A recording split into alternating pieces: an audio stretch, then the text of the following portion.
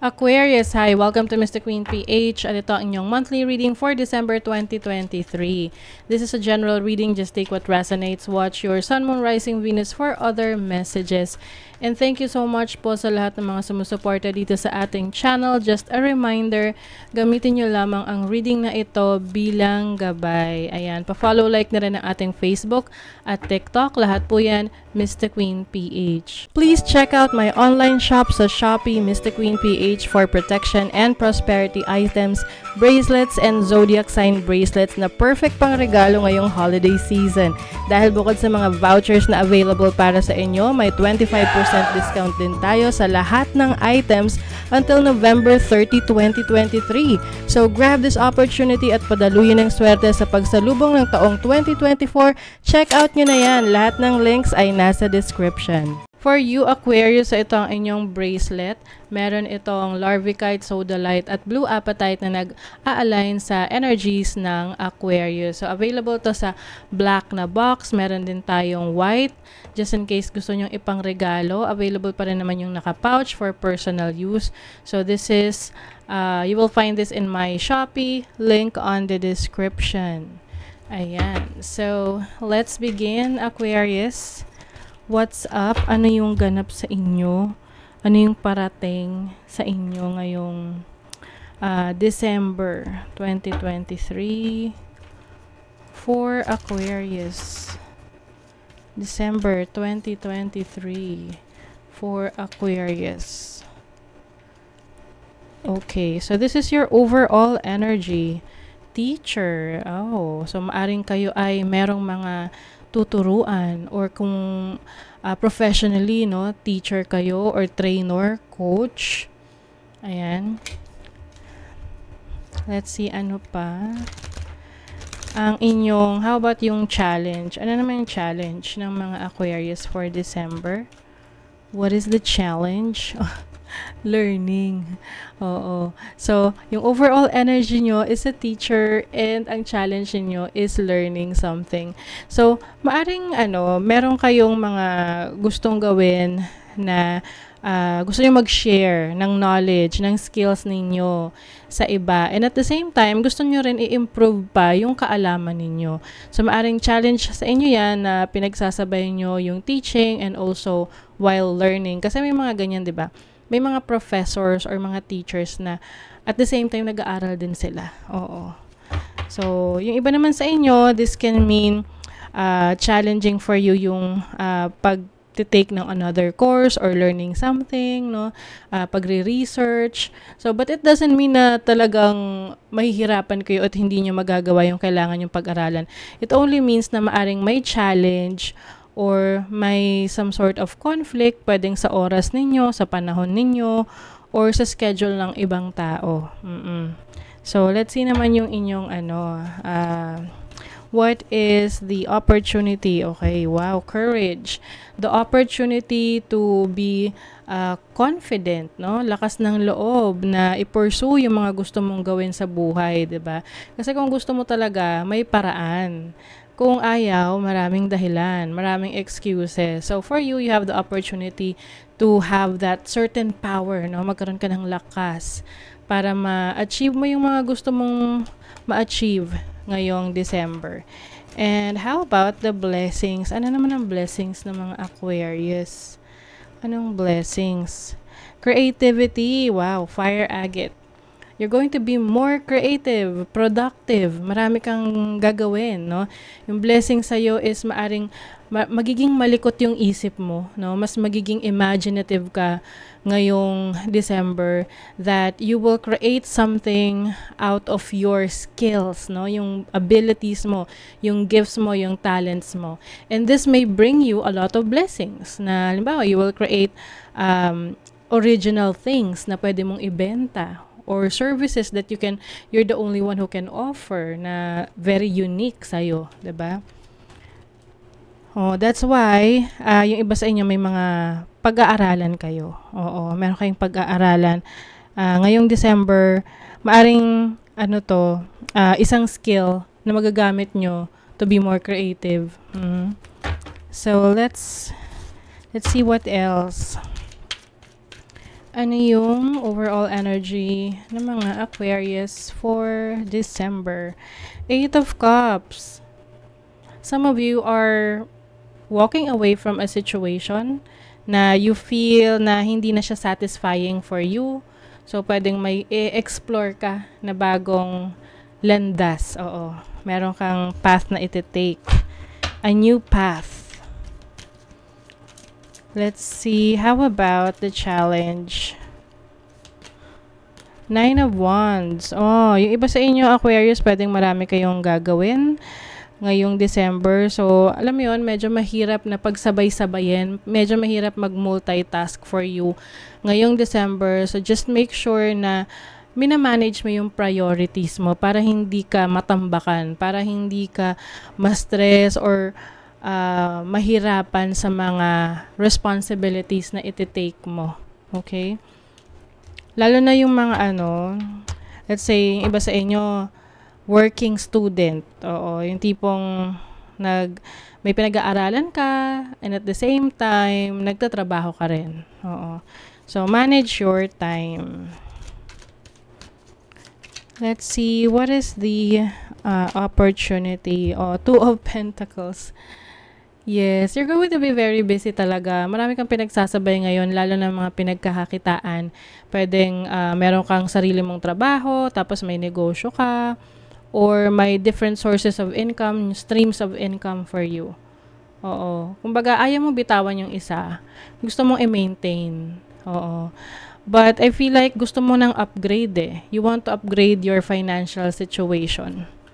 Kaya may mga susubukan kang bago. Kaya nag-a-add ka ng bagong knowledge para mas madagdagan yung skills. Diba? How about the blessing? Eight of Swords. I think as a blessing ibig sabihin nito is you are finally removing your limitations. Kasi maaring may mga bagay na pumipigil sa'yo, may mga tao na pumipigil sa'yo, or yung mga opinion ng ibang tao is pumipigil sa'yo na gawin yung gusto mo talaga. Okay? But for December, you will have this courage. Meron kang lakas ng loob na i-pursue talaga yung gusto mo regardless kung merong hindi pabor dyan, regardless kung merong mga tumutulig sa'yo or merong mga sinasabi yung ibang tao about your plans, no? So, let's see, ano pa? What else? Ano pa yung parating sa mga Aquarius ngayong December 2023? You have the Five of Cups, Page of Wands, the Strength card. Oh. Alam nyo, Aquarius, mas ka ngayon, mas malakas ang loob mo na gawin yung mga bagay on your own, kahit mag-isa ka lang.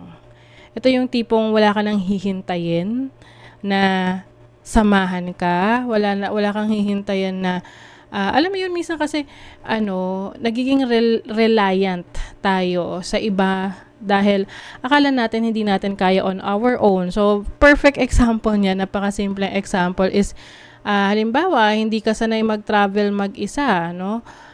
Lagi kang may kasama. Tapos, syempre, hindi sa lahat ng oras available yung kasama mo, no? So, syempre, kung ganon, nakaasa ka lang sa kanya, hindi mo mapupuntahan yung mga places na gusto mong puntahan kasi nga, you are limited. You feel like you can't do things on your own.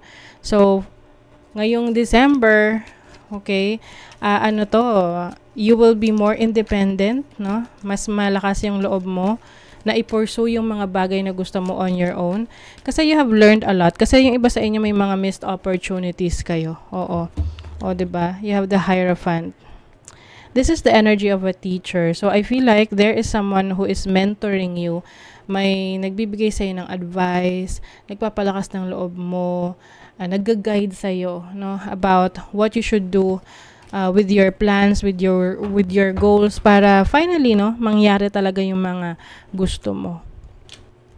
So, let's see what else for Aquarius ngayong December 2023. Okay, someone is behaving stupidly.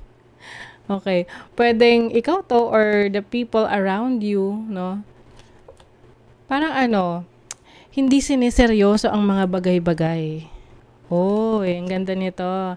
Aquarius. Meron ditong guaranteed success for you.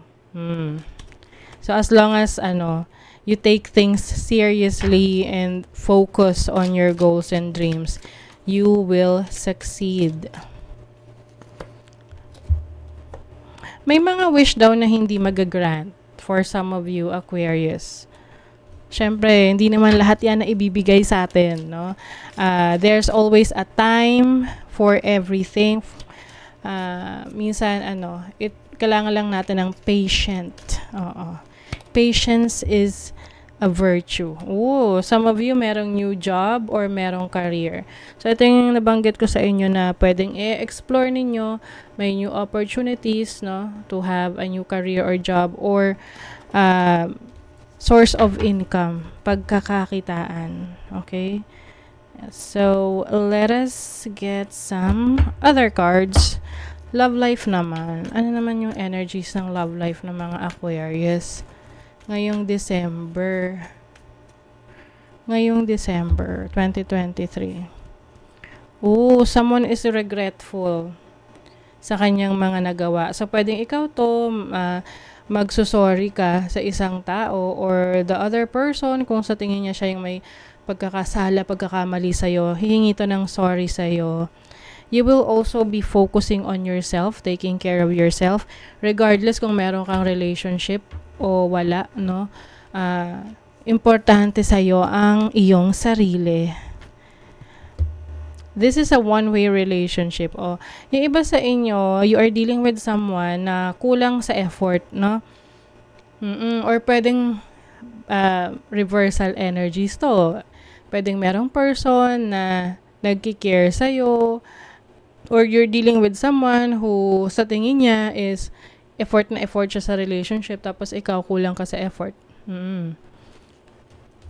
But I think, kung sino man tong kulang sa effort sa relationship, siya yung magsusorry. Pwedeng marirealize niya yung kanyang, may romance.